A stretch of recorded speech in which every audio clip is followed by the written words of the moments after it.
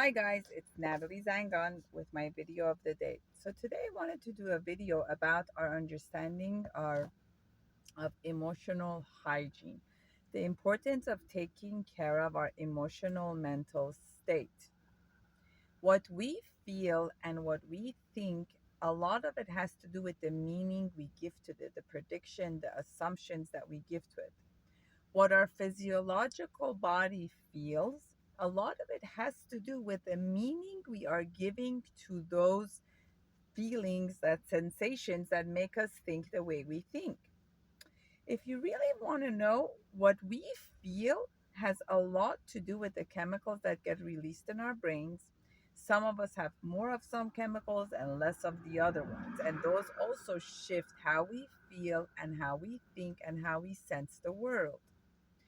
For instance, there is a chemical called oxytocin, which is it's a bonding chemical which brings you together, and it's a chemical that the mother releases when she gives birth, which makes her feel more emotional sensation towards that baby to take care of it. So she shifts from logic to emotion. That's the only reason she wakes up and takes care of that baby. And you can see that even with that oxytocin, woman can be hired to be a surrogate and carry the pregnancy and give the baby back to the couple. So, chemicals in our brain and the meaning we give to things has a lot to do with what we feel like, and also based on what we learned what these sensations mean.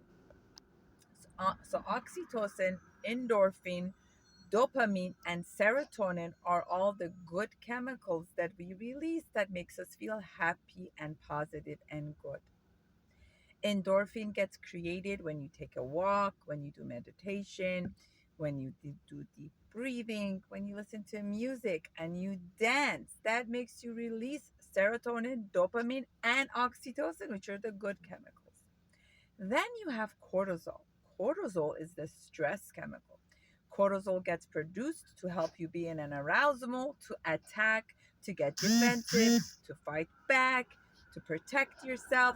But what happens is when you produce excessive amount of cortisol, when it's not really a war zone, your body is in a constant hyperarousal mode, and it affects your nervous system. I'll tell you why. You have higher blood pressure, higher cholesterol, your gut starts getting uncomfortable. You keep producing the stress hormone with an adrenaline that's produced to protect you, which is again a stress chemical. But the adrenaline that's produced from the goodness of when you have serotonin, dopamine, you feel productive, you feel excited.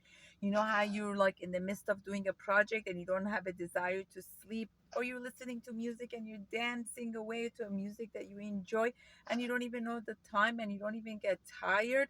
The adrenaline is pumping into you when you're on a roller coaster ride.